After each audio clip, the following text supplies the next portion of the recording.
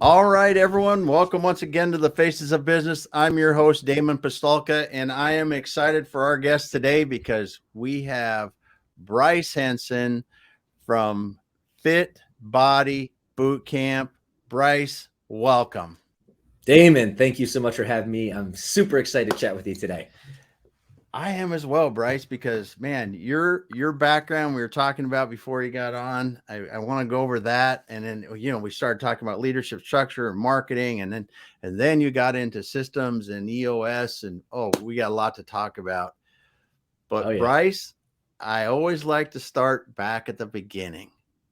So let's see how you got to tell us how you got to do what you're doing today. It's kind of the story that brought you here. Absolutely. Well, there's two parts to it. There's really the, I guess, unlocking of the passion of fitness. So I'll kind of start there and then, of Yeah, course, the business journey. good. But I live in Southern California now. I have since 2005, but originally I'm from the Midwest. I a broken home, actually a blessing disguised as a tragedy. My father was a drug addict. He was an alcoholic, addicted to gambling, not necessarily the trifecta for a good family upbringing. So my family life, in my young years was very volatile. And my mom, bless her heart, she really stepped up and did the best she possibly could, raising three kids. And I grew up the later part of my childhood in the state of Michigan, where she was from, and seeing Okay. my mom work really hard. For first world standards, we come from humble beginnings. We used to run out of money before we run out of month. And for as much as I love the Midwest, great place, salt of the earth people, not the fitness capital of the world. And especially when you have, financial constraints, fast food, processed Yeah. food was a staple in my diet, for a long time. So I always like to share that because now I'm a fitness guy, but I certainly wasn't, like that from the very beginning. But ultimately, what happened is when I put myself through college, I ended up getting a job opportunity in Los Angeles, California. I was excited to move to Mm-hmm. LA, the beaches, the sunshine, all that LA had to offer. But being very candid with you, Damon, and your audience, the first couple of years were dark. I had more dark days than good, and I was 3,000 miles from home. I lacked Yeah. professional skills. And really, when you break it down, I lacked fitness. I didn't have the energy, the drive, the enthusiasm, but things changed. And a fortuitous situation happened. One of my good buddies from college moved out west and we lived together. And this is really where the fitness transformation started. And after a few months of living together, he was my first fitness mentor, I finally mustered up enough courage to say, Adam, will you show me a little about this fitness game? And he turned to me and said, Bryce, I thought you never asked. And really what he did over the period of 2 years, but hyper focus over 6 months, he introduced me to lifting weights, into circuit training, into nutrition, but most importantly to coaching and accountability, because that was really the game changer for me. And really, when I saw the Fit Body Bootcamp model as a business model a couple years later, a light bulb went on because I knew that same training modality worked for me. In fact, in the first 6 months of training together, I dropped 20 pounds of body fat. I put 20 pounds of lean muscle on, but way more than the physical look. I gained energy, enthusiasm, confidence, drive. Yeah. In fact, from a sales perspective, a business perspective, I went from the least performing sales rep in the company all the way to the highest performing sales rep in the company. And for me, that was really the first introduction of fitness in my life. And it really, drove a passion and really laid the foundation for a couple of years later when I became a franchise partner within the Fit Body Bootcamp brand. So when you say sales rep, this was not in the fitness industry. This was outside of the fitness industry. So your fitness helped you be better in a job outside of the fitness industry. That's exactly it. My first career was in sales, and I guess I've been in sales for even through my business ownership, as you would imagine. But no, previously to my Fit Body journey, my business ownership journey, my first career was sales. And to your point, I mean, this platform of fitness and why I'm so passionate about for you today is because it changed everything. And if I could look you in the eye and say the one thing changed in that first year where I just had explosive growth in my sales career, it wasn't the sales strategy, it wasn't the persuasion, it wasn't the trainings. Yes, I did all that, but it was really the confidence that I acquired throughout becoming a fit person through my transformation. Yeah. Yep. Fit transformation. So tell me a bit about that. What that looks like when someone's going to do that for you. Well, What it's does it not look like? Well, it wasn't easy, and that's why I Yeah. love the model of coaching because Damon, you can, and your audience know this to be true. You can find workout programs and nutrition plans on the internet free of charge, but it's one thing to know what to do, but it's another thing to have someone hold you accountable. And for me, actually, the best piece of coaching advice, my friend Adam, when I finally asked him hey, Adam, can you show me about this fitness game you play? He asked me for a 90-day commitment because he said, Bryce, you know how many guys at college asked me how to be fit and how many actually stuck with it? Virtually zero. So if we're going to do this, I don't want to waste your time. I don't want to waste my time. I need your 90-day commitment that you're going to do what I want you to do. You're going to train how I want you to train. You're going to come with me to the gym and you're going to eat what I want you to eat. And after the 90 days, if it's not for you, all good. But if it is, then obviously we're off to the races. And I'm so glad he provided that coaching expectation, because as you would imagine, starting any fitness journey, anything new journey for life, the first week I could barely squat to go to the bathroom. My legs were so sore, but I just kept on putting one foot in front of the other. 1 week turned into two to three. And before you know it, 90 days had passed. And was I incredibly fit over those 90 days? No, but I saw a difference. In the famous words of Tony Robbins, progress equals motivation. So I saw enough progress, Damon, where it gave me that motivation to continue. I think that's a big message, not only from a fitness perspective, but a business perspective. Anything you're starting new is going to be tough at first, and you have to have that accountability and coaching and really do it enough where you can gain some traction, momentum, and then the rest is, gets a lot easier.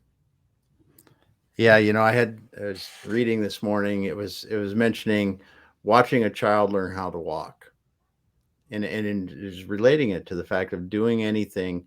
Don't expect to go out and do it right the first time. You're going to fall down. It's going to take some work. It's going to take some figuring out. But as you do it, it really, anything worth it is going to take some failures, some challenges to get there, which is great.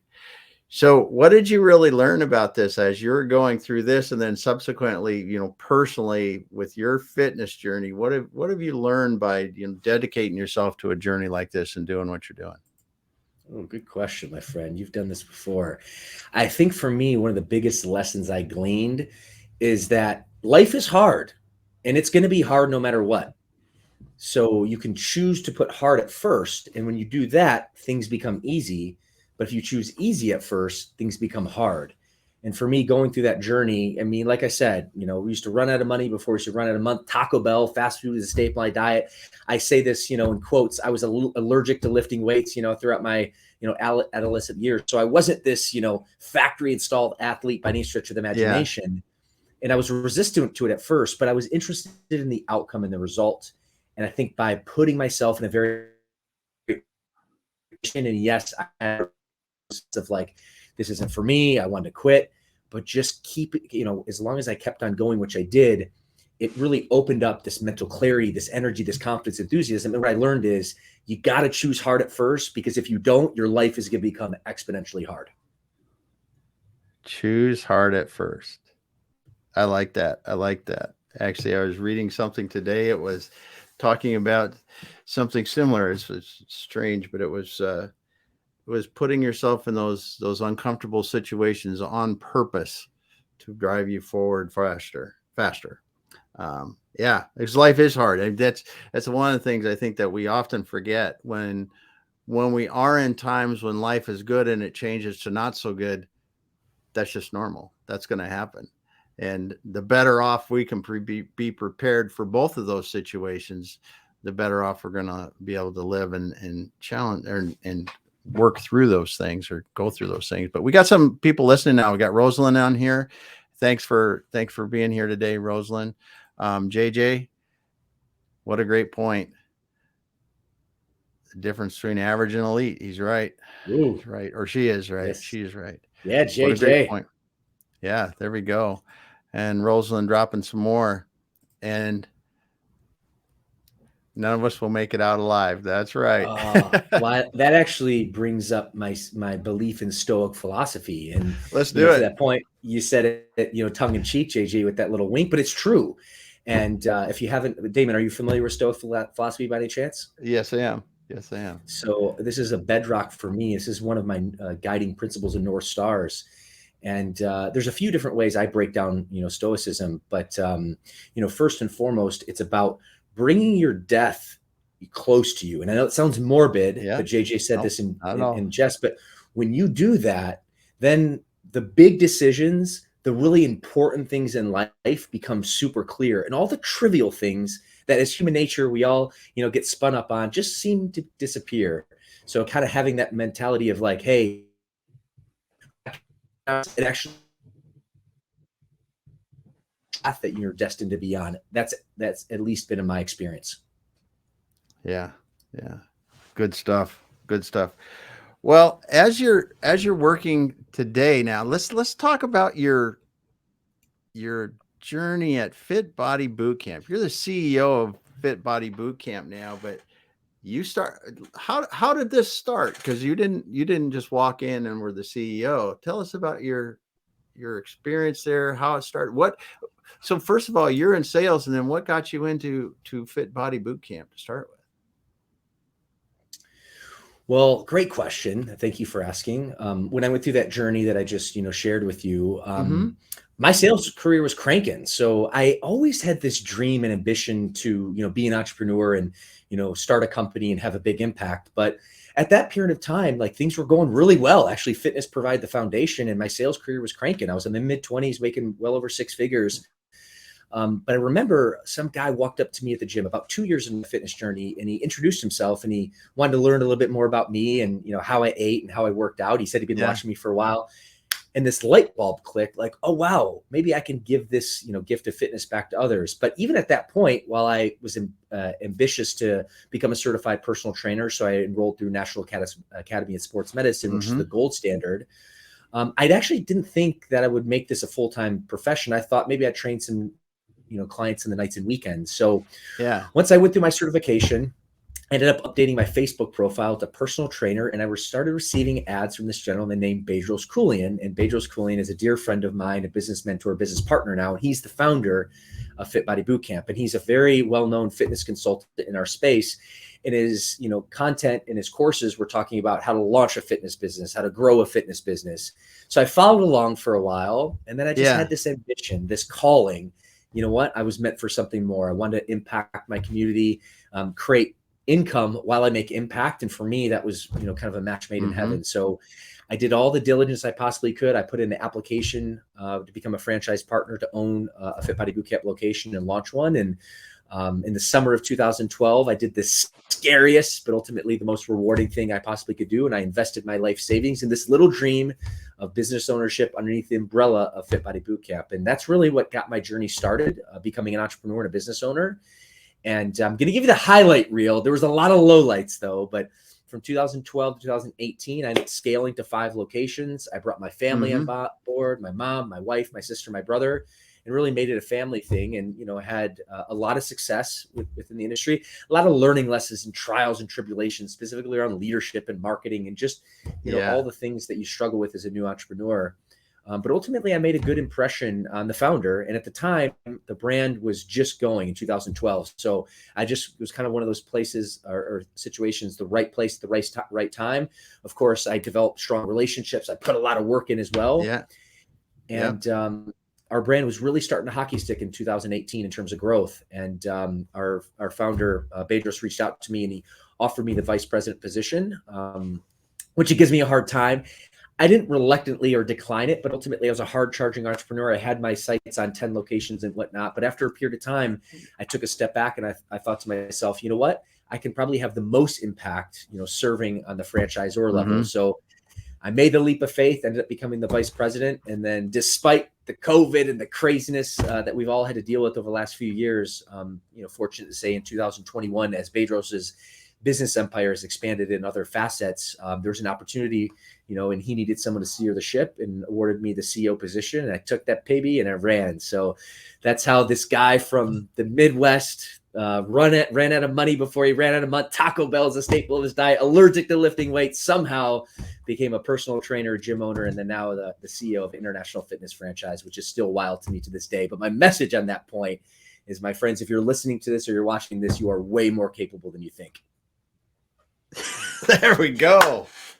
That was awesome. That was awesome. It was one of the reasons why I was excited to have you on, because listening to your enthusiasm and your message is pretty inspiring. So Thank you. thanks for sharing that. So along the way, you went from entrepreneur then into the Fit Body Boot Camp franchise as at the corporate and doing those things. What are some of the things that you really enjoyed about being able to do that? Well, it's so interesting because, for my first 6 or 7 years within the FitBody, system, I was boots on the ground. I was training clients. I was Mm-hmm. connecting, with our membership and, coaching fitness and fat loss and human movement and really having a strong amount of personal connection, which I still do. And it's what I absolutely love. But my role has changed. Now I'm leading a business team and, we're supporting our franchise partners, but I'm more in the Yeah. corporate setting. So the day to day has definitely shifted, but I think the passion for helping people, I'm a people guy. So I love connecting with my team. I love leading myself and team. I love seeing people win. That all has remained the same, but I've also had to take a crash course, because I was playing at a smaller level. Now I'm playing at a very big international level, Mm-hmm. especially as the franchising system is regulated by the Federal Trade Commission and, it has to Yeah. get audited every year. So there's just been a huge learning curve on higher level business concepts like information and systems and management and scaling. So it's been a definitely very rewarding journey, but also a very challenging journey as well. But I think that for me, what keeps me grounded and keeps me just fired up is just the impact. And I'm able to go out and speak at workshops and connect with our franchise partners, connect with my team, and just to feel people's energy and to see the lives that we can change in this industry is just phenomenal. And for me, it lights my fire. Very cool. Very cool. So I'm trying to write some notes here because you got a lot of good stuff. And I know before we talked, we had a couple points that I wanted to cover Sure. specifically because of this. But now you're at this corporate level. What are some of the things that you didn't realize that now you've begun to understand or understand clearly now are keys to scaling? Ooh. For me, the biggest thing, and this is, I think, this essence of leadership, is you need to surround yourself with very smart people that have zones of genius in their area, in their expertise, that are even better than yours, for me in my case. So I look at my director of operations, Brittany, who's just detail oriented, and she understands operations, she understands business systems. My brother Barrett, which is a awesome thing, I get to work with him. He's our executive director of coaching and profitability. So he's the fitness guy. He was a two-sport athlete, growing up. He knows the human movement, the kinetic chain. So really, learning and gleaning from him. Our director of marketing, Joel Kokas, who's out in Canada, understands direct response and marketing and crafting messages and writing copy. So for me, one of the biggest lessons I've learned is I don't need to know everything. What I need to know is to where to find the resources, find the people, set the vision, communicate with passion, with clarity. And if you can provide that strong vision and assemble people, more talented and brighter than you at certain areas of the business, it can be like rocket fuel. So that's probably the biggest lesson I've gleaned in my couple years now in terms of steering the ship here at headquarters at corporate. Yeah. Yeah. And the title of today was Systemizing Business Growth. So we talked a bit about this beforehand. What are some of the things that you've seen and helped your team to coagulate around to really help to systemize your business so that you are systemizing business growth? Definitely. And we were talking about this offline, Damon. Inherently, I wouldn't say I'm an overly systematic guy, but I see the value exponentially. And especially if you're going to scale an organization, especially at a franchisor level, it Mm-hmm. just needs to be in the fabric of your organization. And a tool that we've used is what's called an operating system called EOS, or Entrepreneur Operating System. And it was created by a Mm-hmm. gentleman named Gino Wickman. And we were talking offline. You cited Yep. the book Traction on your desk. I'm rereading it for, I think, the fifth or sixth time. But that business system, and there's 6 different components of the system, from the vision to the Mm-hmm. data, people, issues, process, and traction components of the business. Those 6 aspects, of the operating system are so critical. And that's just the foundation Yeah. level of our operating system. And there's more to that. But for us, that's been a great way to implement a system that works. And for me, the value of a franchise system is there's no need to reinvent the wheel. It's about modeling Yes. success and executing that success. And that's really what EOS has done from an operating system here at FitBody. I would think, and as you said that when we were offline earlier, I really began to think about how that gives your franchisees at their locations a better way to run their business right from the beginning, because you're using a operating system to run the corporate level that feeds down into an operating system for them to run their locations. So how long have you guys been using this operating system? And first of all, I'll start with that question. Great question. And the short answer is since 2019, but the long answer is I read the book Traction, I want to say in 2016 or 17. And it was this lightning, this God shot that came to me reading the book. And I knew that I had strong visionary qualities. I wasn't a strong integrator, at least I thought at the time. But when Gino kind of described the different functions of the business, I was like, oh my goodness, this is what I'm missing. But at the time, I wasn't on the corporate side. So I saw the value, but, very candidly, Damon, I put the book back on the shelf. But in 2019, when I realized that I had a bigger ship to help support, I dug that book back up, reread it again, and it was inspired. And there was an opportunity actually to hire an EOS consultant, an implementer, if you will. And I ended up, researching and interviewing a few implementers, and a gentleman named Brian Underhill, who's a dear friend now, came in 2019, gave the overview. So not only have we implemented EOS, but we've actually brought him along to help, guide and implement for us. And to your point, this wasn't factory installed in our business at the foundation. So it's been this learning curve, if you will. We've taken a step ladder approach. We first integrated it from a leadership team perspective. Then once we had a couple quarters under our belt, then we started pushing it down for the whole team at headquarters. And then we started pushing it down, to, our owners and to their coaches. So it's been the step ladder integrative approach. But now I want to say 4 years later at the time of this taping, we actually still have a long way to go, but I would say across the board, the organization is rowing in the same lane. We're aligned. And it's, because a huge part of this is because of our adoption of this system. Yeah. So what are some of the things that you look at before and after that you can attribute to using an operating system in your business? Ooh, I would say structure, but more importantly, the prioritization, if I can say that correctly. And, being a visionary, I have a lot of creative ideas, and a lot of ideas kind of come and flow. And that's great, for you as the leader and entrepreneur, but your team, especially as your team grows, your team's going to have a hard time basically keeping along for the ride if there's not a systematized approach to this. So what EOS does that's worked really well for us is it keeps the main thing. And the famous adage, how do you eat an elephant? And the answer is one bite at a time. And the analogy of EOS is, how do you execute a whole year of planning and strategic growth a quarter at a time? So every 90 days, we reconvene with our EOS implementer and we get crystal clear. What are the 3 to 5 priorities from a leadership perspective, first and foremost, but then all the way through each department. And then let's get super focused on what those priorities, or rocks as EOS calls them. And we get hyper focused on this. And there might be other ideas that come about in those 90 days, but they're shelved for the next quarterly system.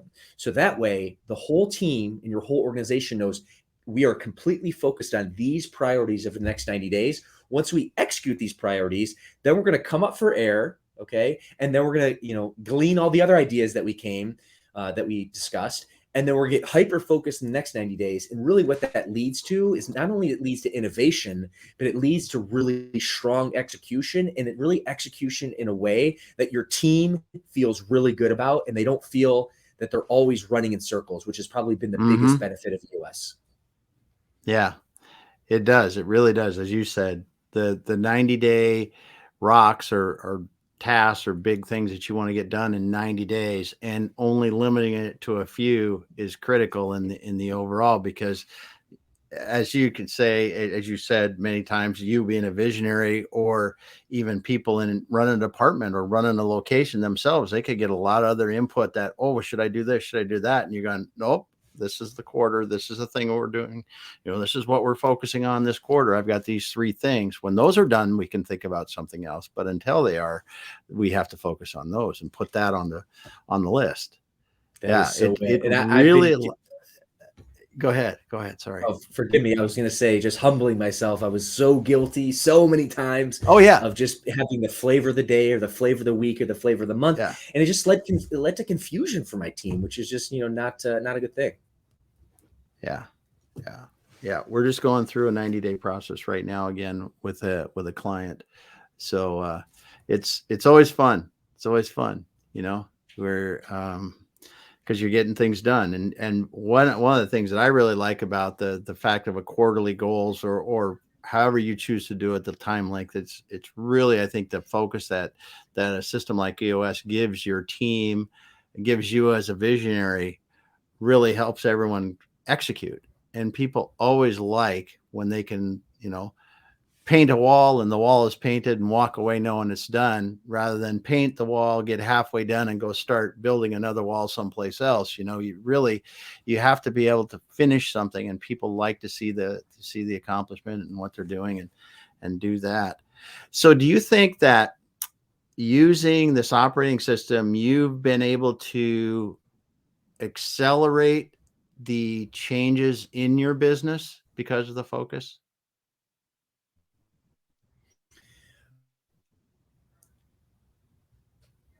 Not only accelerate, and are you still with me? I think my internet lagged a little bit, but Yeah, it lagged a are little you still bit, with but me? we're back. We're back. Yeah, we're here. We're here.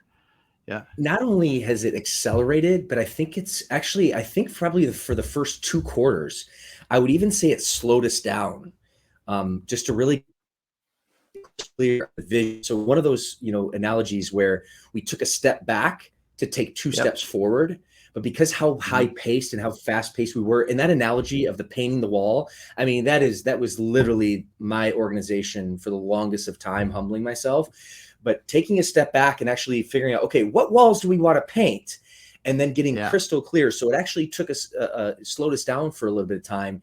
But now looking at the rear view mirror, 4 years, delayed, it's actually completely accelerated our growth. And also too, the execution that we're putting out there, the deliverables and the new initiatives for, our franchise partners and our coaches are just so much more put together. They're so much more streamlined that they can take the systems that we create at a franchisor perspective and then implement them with ease. So it's done a variety of things for us. Yeah. Yeah. Huh. Yeah, this is cool. This is cool. So what have you learned from doing this that you had no idea would happen?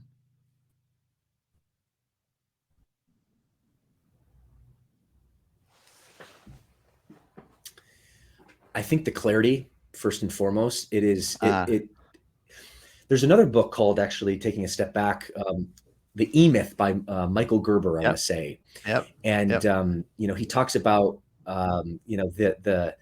the ability to work in your business versus on your business. And what EOS has really done is, in a 90-day cycle, it forces you, and when I say you, meaning myself, the leadership team, and all of our departments, actually take a TV timeout and just take a full day of planning. And we look at the business as if we're not in the business anymore. We're looking at it from a 30,000-foot view. And he literally asks us to take a step back, remove all the people from the organization. You're going to look at your accountability chart, challenge your accountability chart, and then put back the people, in the right seats. And it continuously challenges you to take a look and view your business for what it is. And I think that's so valuable. And, a business consultant like you, Damon, who has a lot of experience, coaching and working with other businesses, it's probably very easy for you to look at a business and say, okay, this is where your break is. This is where your break is, because you're outside of it, right? You're not emotionally tied to it. But when you're emotionally tied in the business, it's really hard to do that. So that's been another really, really big benefit of working on your business, in the words of Michael Gerber, instead of in your business. And I'm under the firm belief you need to do both, but you need to be able to create a structure where you have the opportunity to really see that from a full holistic viewpoint. Yes. Yes. Are you still able to train people once in a while? Jim? Or you cut out for a second there? I didn't hear it. There you go. I got you back. I said, you mean training people in the gym? Yeah. Training people in the gym. Yes. Is that? Yes. I do. It's not often, but I'm a product of my product. So I work out at my location once a week on Tuesday mornings. That's actually where I got my workout today. But more importantly, every now and again, maybe 1 or 2 times a year, I'll dust off the training boots. I usually have my media guy come in and do some video of me. But I love connecting, and that's who I am. That's really the DNA that I have within the industry. That's cool. That's cool. That's cool to keep a little bit of practicing to Oh yeah. experience what your franchisees are doing. So what are you excited about in the fitness industry right now? Well, what I'm concerned about, and I'll get on my soapbox for a little bit. Let's go concerned. Yeah, then we can go and then there. I'll show you what I'm excited about.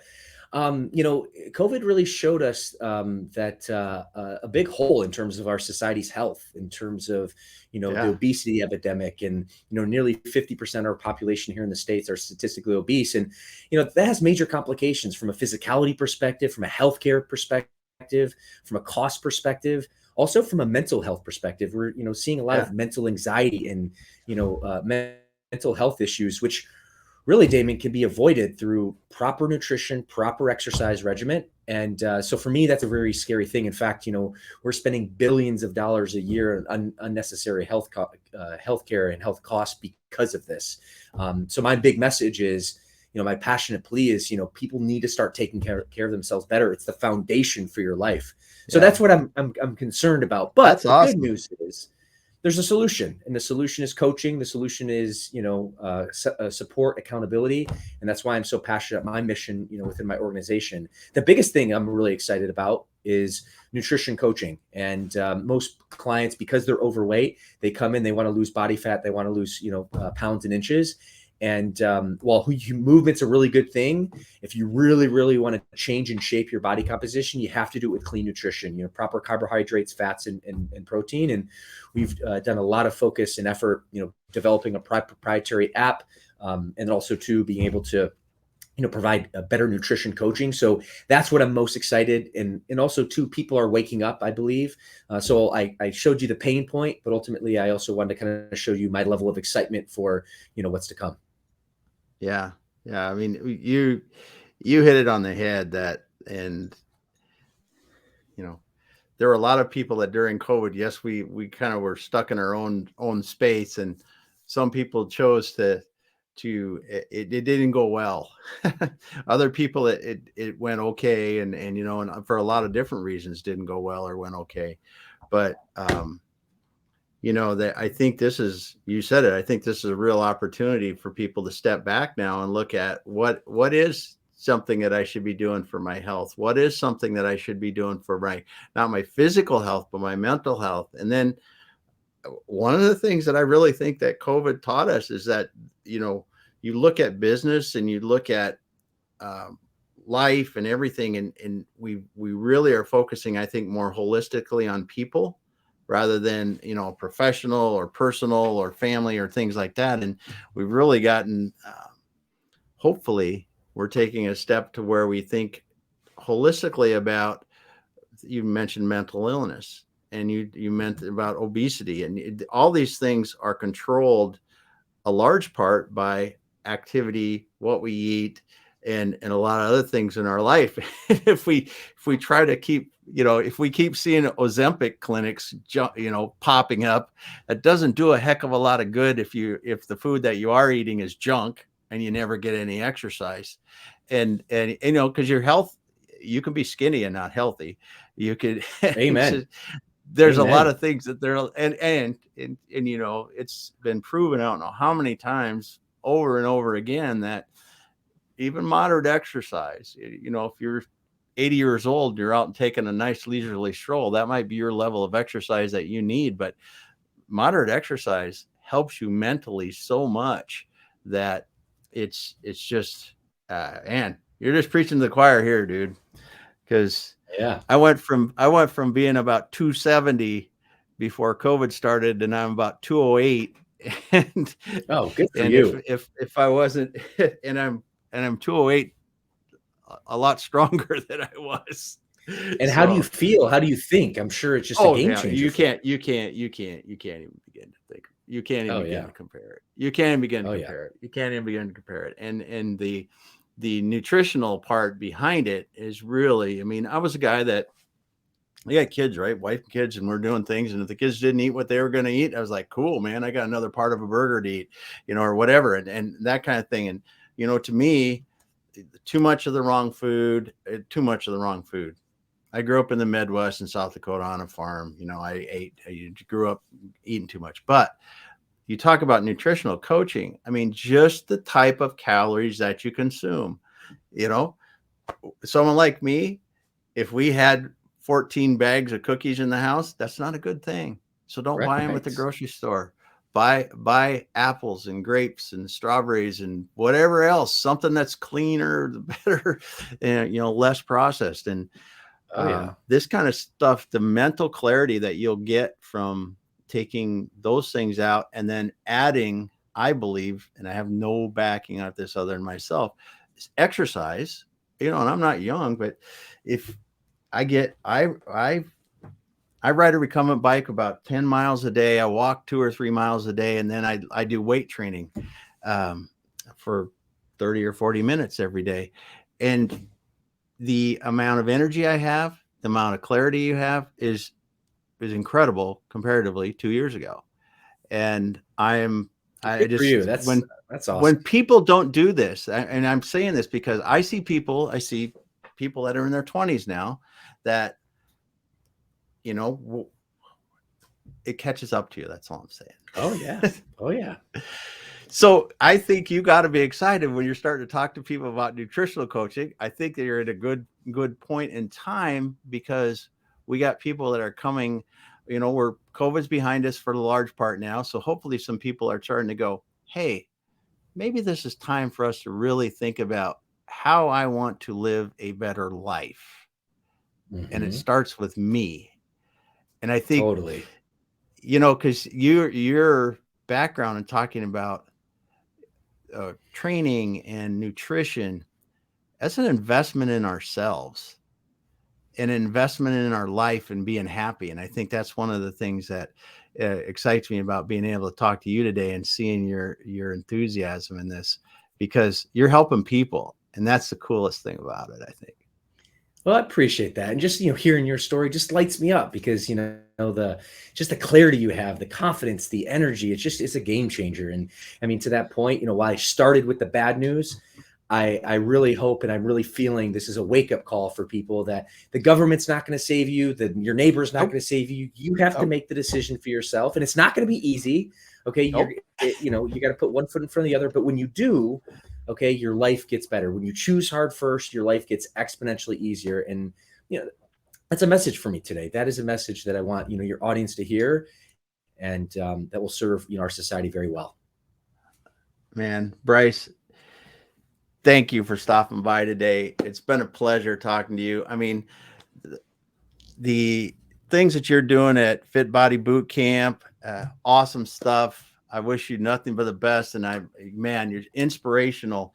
So if people want to learn more about Fit Body Boot Camp, learn more about you, where are they going to find that information? I appreciate that. I have a podcast that I teach about, business and nutrition and fitness and all that, called the Fitness CEO Podcast. So I highly encourage your audience to find me there. My social media handles. Yeah. My social media handles are real Bryce Henson, not to be confused with fake Bryce Henson. And our website is fitbodybootcamp.com. So you can find me at the podcast. You can find me on social. You can find me on our website.